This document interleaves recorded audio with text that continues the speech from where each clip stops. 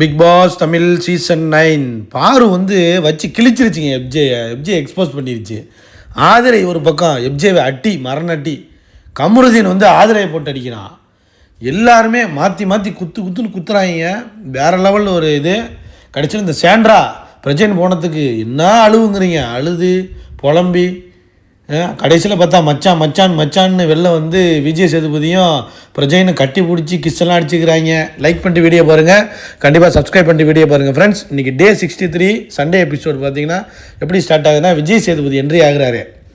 ஆனால் என்ன பண்ணுறதுன்னு அவருக்கே தெரியல. ஏதோ ஒன்று ஸ்டார்ட் பண்ணுவோம் வாங்க அப்படின்ட்டு உள்ளே போகிறாரு. உள்ளே போனோடனே சுபிக்ஷா வந்து ஒரு சாங்கு, மீனவர் சாங் ஒன்று ரெடி பண்ணிட்டு வெயிட் பண்ணுது. சரி பாடுமா அப்படின்னோடனே எல்லாருமே சேர்ந்து பாடினாங்க. உண்மையிலே நல்லா இருந்துச்சு அந்த சாங்கு. ஒரு பாராட்டை தெரிவிச்சுட்டு அடுத்து எப்படி ஸ்டார்ட் பண்ணுறதுன்னு யோசிச்சுட்டு இருக்கும்போது, அதாவது இந்த வீட்டில் தானாக முன்னேறது ஒரு கேட்டகரி, அடுத்தவங்களை மிதித்து முன்னேறவங்க யார் அப்படின்னு கேட்குறாரு. அதுக்கு வினோத் அடிக்கிறார் ஃபஸ்ட்டே ஆதிரை வந்து என்னை காலி பண்ணிவிட்டு நான் டைட்டில் வின்னர்னு எல்லாம் சொல்லிட்டாங்களா, நல்லா காமெடி பண்ணுறேன், இவர் தான் ஸ்டேஜில் நிற்பார்னு சொன்னதுக்கு ஆதிரை வன்மத்தை கக்கி என்னை கீழே தள்ளி அது மேலே போகணுன்னு பார்க்குது அப்படின்னு போட்டு பொழந்து விட்டார். அடுத்து வியானா வந்து பார்வை சொல்லுது, அதாவது கூட இருக்கவங்கெல்லாம் யூஸ் பண்ணி கரெக்டாக வந்து அவங்க பெட்டராக போயிட்டுருப்பாங்க, ஆனால் கூட உள்ளவங்க அடி வாங்கி கீழே போயிட்டுருப்பாங்க அப்படிங்கிற மாதிரி வியானா கரெக்டாகவே சொன்னிச்சு. ஆனால் அந்தளவுக்கு கரெக்டுன்னு சொல்ல முடியாது, ஆனால் பார்வை அடிக்கிறாங்க அவ்வளோதான். அடுத்து சபரி திவ்யாவை சொன்னான், அதாவது என்னென்னா நான் தான் எல்லாமே நான் தான் இங்கே அப்படின்னு சொல்லும்போது, அப்படி சொல்லும்போதே இன்னொருத்தவங்க டவுன் பண்ணி தான் அவங்க மேலே போகிறாங்கங்கிறதே நிரூபணமாகிறது அப்படிங்கிற மாதிரி சபரி கொஞ்சம் கரெக்டான பாயிண்ட் தான் சொன்னான். அடுத்து அமித் வந்து கனி விக்ரம் வந்து எப்படின்னா ஒரு கேங்காக இருந்தாங்க. ஸோ ஆனால் என்கிட்ட பேச மாட்றாங்க சார்ன்ட்டு சம்மந்தமே இல்லாமல் வந்து ஒரு இதை சொல்லிகிட்டு இருக்காரு. டாஸ்கே புரியல அவருக்கு. ஆக்சுவலாக பாரும் கமருதீனோட பேசுகிறனாலேயே என்கிட்ட கனியும் விக்ரமும் பேச மாட்றாங்க அப்படிங்கிற மாதிரி சொல்லிகிட்டு இருக்கான். மூஞ்சை கட்டிட்டு போயிருக்காங்க அப்படின்னு. இதுக்கும் டாஸ்க்குக்கு என்ன சம்மந்தம் இருக்குது, ஏதோ வளரான் இருந்தாலும் அப்படிங்கிற மாதிரி தான் இருந்துச்சு. அடுத்து அரோரா வந்து ரம்யாவை சொன்னிச்சு, ஒரு பாண்டிங்கை க்ரியேட் பண்ணி வச்சுக்கிட்டு கேம் ஆடிக்கிட்டு இருக்காங்க அப்படிங்கிற மாதிரி அரோரா சொன்னிச்சு. அடுத்து எஃப்ஜே பாருவையும் ரம்யாவையும் போட்டு பொழந்துட்டான். அடுத்து சுபிக்ஷா பாரு கமருவை யூஸ் பண்ணி தான் விளாண்டுட்டு இருக்காங்க. கமரு கீழே போயிடுறாரு, பாரு மேலே போய்ட்டுருக்காங்க, முடிஞ்சு போச்சு. அடுத்து ஆதிரை எஃப்ஜேயும் வினோத்தையும் பொண்ணுங்களை யூஸ் பண்ணி தான் சார் அவன் கேம் ஆடுறான், விக்டிம் கார்டு ஆடுறான் சார், என்ன என் பேரை கெடுத்துட்டான் சார் அப்படின்னு ஒரு போட்டுச்சு. அடி பொழந்துருச்சு அது. அடுத்து அப்புறம் வியனாவுக்கும் அதே தான் பண்ணுறான், இப்போ அரோராவுக்கு ஸ்டார்ட் பண்ணியிருக்கான் அப்படின்னு மாதிரி போட்டு பொழந்துருச்சு. அடுத்து கமரு ஆதிரை வந்ததுலேருந்து ஒன்றும் கேம் ஆடுற மாதிரி தெரில சார், ஆனால் வந்து ஏற்றி விட்டு அரோராவோட பிஹேவியரையே மாற்றி இப்போ வேறு மாதிரி அவள் பண்ணிகிட்ருக்கா சார், டைட்டில் வின்னர்னு சொல்லி உசுப்பேற்றி விட்டா சார் அப்படிங்கிற மாதிரி போட்டு பொழந்துட்டான். அடுத்து விஜேஎஸ்க்கு வந்து கேட்குறாரு, கமருவை டார்கெட் பண்ணுற, அப்போலாம் ஒன்றும் இல்லையே அப்படிங்கிறாரு. ஏன் உனக்கு இந்த வேலை, எல்லாருக்கும் கேட்டியா, ஏன் கமருவை மட்டுமே டார்கெட் பண்ணிகிட்டு இருப்பான் அந்த ஆள் விஜேஎஸ். அப்புறம் பிரஜைன் வந்து கனியை விக்ரம் சபரி எஃப்ஜியோட கேமை காலி பண்ணிவிட்டு கனி மேலே போயிட்டுருக்காங்க, பிரம்மாஸ்திரத்தை எடுத்துருவாங்க அப்படிங்கிற மாதிரி சொன்னான். அடுத்து வந்து சாண்ட்ரா வந்து விக்ரம் அண்டு கனி வந்து ஒரு டீமோட ஹெட்டு சார், ஆனால் அவங்க வந்து அண்ணன் தங்கச்சி அக்கா தங்கச்சி அந்த மாதிரிலாம் ஒரு பாண்டிங் ஒரு குரூப் இருப்பாங்க. அவங்க எல்லாம் கவசம். இப்போ எப்படி பார்த்தாலும் ஏதாச்சும் ஒரு பிரச்சனைனா சுற்றி உள்ளவங்களாம் அடி வாங்குவாங்க, இவங்க மேலே ஏறிட்டு போயிட்டுருப்பாங்க. ஸோ மாற்றி மியூச்சுவலாக நடக்கும் சார் அப்படிங்கிற மாதிரி போட்டு பொழந்துருச்சு சாண்ட்ரா. அடுத்து பாரு கனி விக்ரம் எஃப்ஜே 3 பேருமே ஒரே ஆள் தான் சார், எந்தெந்த நேரத்தில் அப்பப்போ கரெக்டாக விளையாண்டு போய்ங்க. அப்புறம் ரம்யாவை அமுக்கிட்டாங்க இந்த வாரம் அப்படிங்கிற மாதிரி போட்டு முடிச்சிருச்சு கதை. ஏன்னா ரம்யா ஒத்துழைக்க மாட்டதில்லை அன்பு கேங்களா, அதனால் ரம்யாவை காலி பண்ணிட்டாங்க சார் அப்படிங்கிற மாதிரி போட்டு முடிச்சு விட்டுச்சு. எஃப்ஜே நான் வந்து சண்டை போட்டு தான் மேலே வர்றேங்கிற மாதிரிலாம் சொல்லிகிட்டு இருக்கான் சார், அவனுக்கு என்னென்னலாம் தோணுதோ அவன் என்ன சொல்லுவான் சார் அப்படிங்கிற மாதிரி போட்டு ரிவீல் பண்ணி விட்டுச்சு. அடுத்து அமித் வந்து டாஸ்க் முடிஞ்சோன்னே அமித் வந்து கணிக்கிட்ட சொல்கிறாரு, எனக்கு ஒரு ஃபீல் இருந்துச்சு, அதான் இதை முன்னாடியே சொல்ல வேண்டியதானே, நான் பொதுவாக நான் வந்து எனக்கு ஆண்கள் ஃப்ரெண்ட்ஸ் கிடையாது, நான் எல்லோரையும் இங்கே அண்ணன் தம்பி அது மாதிரி தான் பழகுவேன் அப்படிங்கிற மாதிரி போட்டு அது அழுதுகிட்டு இருக்கு. கனியே என்னம்மா நடிக்கிறியா என்னன்னு தெரியலையே. அப்புறம் விஜிஎஸ் வந்து அடுத்த டாஸ்க்கை பற்றி பேசுகிறதுக்கு வர்றார் பிரேக் முடிஞ்சு. அப்போ வந்து ஒரு வாழ்த்துக்களை சொல்கிறார், நெக்லஸ் எடுத்ததுக்கு அந்த டீமுக்கு வாழ்த்துக்கள், குறிப்பாக வந்து பிரஜைனுக்கு வாழ்த்துக்கள் அப்படிங்கிறாரு. குறும்படம் வேணும், நெக்லஸ் எங்கே இருக்குன்னு தெரில அப்படிங்கிற, அதெல்லாம் சொல்லலாம் முடியாது, குறும்படம்லாம் போட முடியாது, அது அங்கே தான் இருக்குது போய் பார்த்துக்க மேலே அப்படின்ட்டு கேமராவில் காட்டுறாங்க. அப்புறம் நீங்கள் ஏன் பிளான் பண்ணல அப்படின்னு ஆப்போசிட் டீமை கேட்குறாரு. வினோத் சொல்கிறாரு, அதுக்கு சார் டெத்துக்கு வந்து ஃப்ரீசர் ஒன்று வைப்பாங்களா சார் பாக்ஸு, அது முன்னாடி உட்கார மாதிரியே உட்காந்துருக்காங்க சார், பாத்ரூம் கூட போக மாட்டேறாங்க சார், அப்புறம் எப்படி போய் எடுக்கிறது, எப்படி பிளான் பண்ணுறது அப்படிங்கிறாரு. சரியான காமெடி பண்ணுறாருங்க. அப்புறம் சந்தான காமெடி மாதிரி தான் சார் அப்படின்னு சபரி சொல்கிறான். அதாவது எல்லாத்தையும் பிளான் பண்ணுறீங்க, நெக்லஸ் யாரா எடுக்கிறது அப்படின்னா, ஓ ஆமாம் பாஸ் அதை மறந்துட்டேன் பாஸ்ன்னு சொல்லுவார்ல சந்தான காமெடியில், அதை சொல்லி சபரி நல்லா ஒரு சக்காசம் பண்ணால். அடுத்து வியானா வந்து வினோத் சொன்னதெல்லாம் வந்து ஒரு பயங்கரமாக இருந்துச்சு த்ரில்லிங்க. அப்படியா மூவி மாதிரி இருந்துச்சு சார், ஆனால் ஒன்றுமே அவனும் போகல சார். சார் ஏன் சார் எடுக்கலை அப்படின்னு கேட்குறாரு விஜய்ஸ் வந்து வினோத்துக்கிட்ட.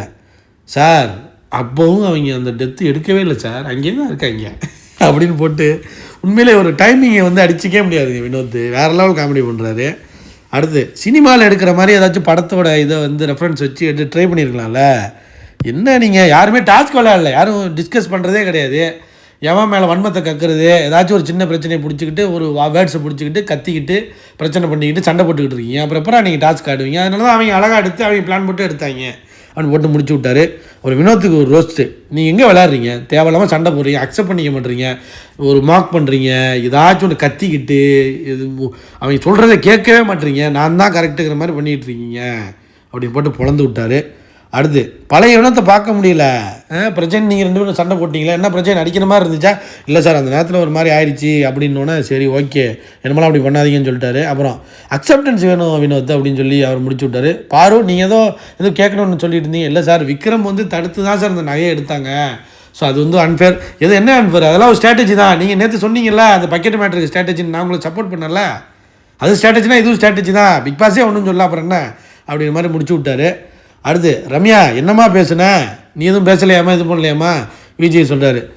தெரியல சார், என்ன தெரியல உனக்கு, பாரு ரம்யா சொன்னால் என்னம்மா தப்பு, தலை சொல்கிறதும் பாரு சொல்கிறதுக்கும் வித்தியாசம் இருக்குல்ல, என்னம்மா இப்படி அழுவுற ரம்யா, ஏம்மா இப்படி அழுவுற நீ, சார் நான் கேப்டன் ஃபஸ்ட் டைம் சார், ஸ்கூல்லேருந்தே நான் ஆனதில்லை சார், என்னம்மா நீங்கள் உட்காருங்க உட்காந்து தொலை அப்படிங்கிற மாதிரி தொலைச்சி விட்டார். அப்புறம் எப்பா கமரு இந்த பிஞ்சிரும் சொன்னீங்க அது என்னப்பா, இல்லை சார் நான் தெரியாமல் சொல்லிட்டேன், அப்புறம் ஃபீல் பண்ணேன் சார், நான் வந்து அது ஒரு கோவத்தில் வந்து என்ன டார்கெட் பண்ணுற மாதிரி இருந்துச்சு அதனால சொல்லிட்டேன் சார் அப்படிங்களா. அடுத்து அவங்க ரியாக்ஷன் கேவலமாக ஒரு மாதிரி பண்ணாங்க சார் அப்படின்னு. திவ்யா என்னம்மா நீ என்னமோ பண்ணீங்களா, என்னாச்சு அது, இல்லை சார் கையை பிடிச்சிட்டு போங்கன்னு தான் சார் சொன்னேன், பாரு எனக்கு சப்போர்ட் பண்ணுவாங்கன்ட்டு ஒரு பண்ணலன்ட்டு ஒரு கோவத்தில் சொல்லிட்டேன் சார் அப்படிங்கிறேன். நீ பண்ணதும் தப்பு தான்மா, என்னம்மா நீ நடிக்கிற, அக்செப்டன்ஸ் வேணுமா திவ்யா, அக்செப்டன்ஸ் இல்லை ஒன்றுட்டி அப்படிங்கிற மாதிரி போட்டு முடிச்சு விட்டாரு. அப்புறம் ரம்யா கேப்டன்சியை பற்றி பேசுகிறாங்க. ஓ கேப்டன்சி துஷ்பிரயோகம்லாம் செஞ்சுருக்கியா நீ, தலை இன்ஃப்ளூயன்ஸு கேம்லலாம் காட்டியிருக்கு, நான் கடைசியாக தான் வருவேன், நான் இது பண்ணுறேன், நீங்களாம் போய் நகையெல்லாம் எடுங்க அப்படிங்கிற மாதிரிலாம் பிளான்லாம் போட்டு கொடுத்துருக்க நீ. ரம்யா நீ நடிக்காதம்மா சரியாம்மா, நீ நல்லாதாம்மா இருக்க, ஆனால் சிம்பதி ப்ளே பண்ணுறம்மா, நீ ஒரு நேரத்தில் கேம் ஆடும்போது ஒரு சிம்பதி ப்ளே பண்ணுற. வெப்ஜியை சொன்ன மாதிரி நீ நல்லா தான் கேம்லலாம் ஆடுற, அதுக்கப்புறம் போய் ஐயோ அப்படி நீ சிம்பதி பண்ணாதம்மா, கேவலமாக இருக்குமா, நீனும் சம்பாதிக்க தான் வந்திருக்கம்மா, மாதம் நானும் காசு வாங்குகிறேன் நீனும் காசு வாங்குற, சிம்பதி எதுக்குமா, கேம் ஆடுமா அப்படிங்கிற மாதிரி போட்டு முடிச்சு விட்டாரு. அப்புறம் நாமினேஷன்ஸ்லாம் எல்லாம் உட்காருங்க அப்படின்னு சொல்லிட்டு கனியை ஃபஸ்ட்டு சேவ் பண்ணிட்டாருங்க. அப்புறம் வந்து பாரு இவனை விக்ரமையும் சேர்த்து சேவ் பண்ணோன்னா கட்டி பிடிச்சி விளையாண்டுட்டு இருக்காங்க அவங்க. அப்புறம் திவ்யாவை வந்து கடைசியாக சேவ் பண்ணிவிட்டு ஹாட் ஷீட்டில் பார்த்தீங்கன்னா பிரஜைன்னு சாண்ட்ரா எப்ஜே உட்கார வைக்கிறாரு. கடைசியில் பார்த்தா எல்லோரும் சொல்கிறாங்க, எல்லோரும் யார் இங்கே இருப்பாங்கன்னா பிரஜைன் சாண்ட்ரா இருப்பாங்கன்னு அதிகமாக சொல்கிறாங்க. எப்ஜே போவாங்க தான் நினச்சாங்க எல்லாம். கடைசியில் பார்த்தா பிரஜைனை கட்டணுன்னு சாண்ட்ராவுக்கு வந்து ஷாக்கு தாங்க முடியல, அழுவ ஆரம்பிச்சிருச்சு. கடைசியில் பார்த்தா உண்மையிலே அன்ஃபேர் எவிக்ஷன் தாங்க. எப்ஜேலாம் என்னங்க பண்ணுறான், அவனை உள்ளே வச்சுருக்காங்க, டம்மி பீஸுங்கெலாம் உள்ளே வச்சுருக்காங்க, ஆட்சீட்டில் உட்கார வச்சு எப்ஜியை சேவ் பண்ணுறாங்க. கேவலமாக இல்லையா அதெல்லாம், நீ பேரை கெடுத்துக்கிட்ட, நீ போய் பாரு, எனக்கு என்னென்னு தெரில, உன் கெரியர் என்ன போகுதுன்னு தெரில அப்படிங்கிற மாதிரி புலம்ப ஆரம்பிச்சு ஓவர் திங்கில் போயிடுச்சு சாண்ட்ரா. எல்லோரும் என்னை டார்கெட் பண்ணுவாங்களே, நான் எப்படி ஆட போகிறேன், உன்னை யார் டார்கெட் பண்ணுறா, என்னென்ன கதை சொல்லுதுங்கிறீங்களே, முடியலம்மா சாண்ட்ரா, அப்புறம் நல்ல பேரோடு தான் நான் போகிறேன் அப்படிங்கிற மாதிரி சொல்கிறாங்க. இல்லை கேரக்டர் ஸ்பாயில் ஆச்சுன்னு நினைக்கிறேன் அப்படின்னு ஓவர் திங்க் பண்ணிகிட்டு இருக்கு. பிரஜைன் வந்து ஒரு சைன்லாம் காட்டுறான், புரியுதா அப்படின்னு சைன்லாம் காட்டுறான், அது என்னன்னு தெரியல, அப்புறம் வெளியில் தெரியும், கொஞ்சம் நாளில் தெரிஞ்சிடும். அப்புறம் சாண்ட்ரா வெளியில் ஓடிட்டாங்க, டக்குன்னு வெளில ஓடிடுச்சு, தாவி குதிச்சு, எங்கேம்மா ஓடுற, எங்கே ஓடுறேன்னு அடித்து பிடிச்சி கொண்டாந்து உள்ளே வச்சு கேம் ஆடுமா அப்படின்னோடனே ரொம்ப க்ரை பண்ணி அழுது அப்புறம் வந்து வெளியே வந்தார் பிரஜைன் வந்தோடனே பையனை வீடியோ போட்டாங்க.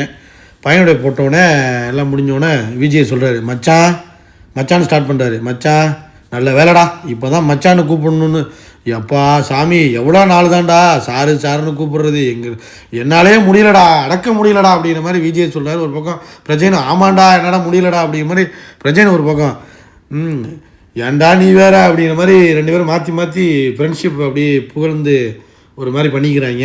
உண்மையான ட்ரூ ஃப்ரெண்ட்ஷிப்பை காட்டிக்கிறாங்க. அடுத்து ரிவ்யூஸ்லாம் என்ன சொல்கிறாங்க தெரியுமா?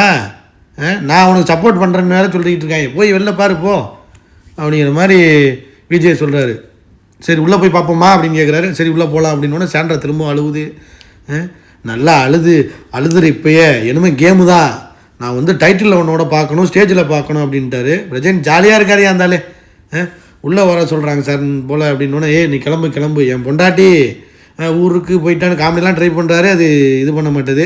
சரி உன்னோட கெரியர் என்ன ஆகுன்னு தெரியலன்னு அதெல்லாம் ஒன்றும் இல்லைன்னு கட்டி பிடிச்சி முத்தம் கொடுத்துக்கிறாங்க விஜய் சிவங்களும். அப்புறம் இதெல்லாம் இந்த வேலையெல்லாம் நான் பார்க்க வச்சிட்டிங்களா அப்படிங்கிற மாதிரி சொல்லிட்டு இருக்காரு. ஐ லவ் யூ பொண்டாட்டின்னு சொல்லிட்டு அப்புறம் சாண்ட்ரா அழுதுகிட்டு இருக்கு. ரம்யா வந்து கண்ட்ரோல் பண்ணுறாங்கிற பேரில் நேற்று வந்து என்ன வெளில போக வேண்டாம்னு சொல்லி எவ்வளோ நீங்கள் பண்ணீங்களே, இன்றைக்கி ஏன் நீங்கள் அழுவுறீங்க அப்படின்னு வந்து கேட்டுக்கிட்டு இருக்கு.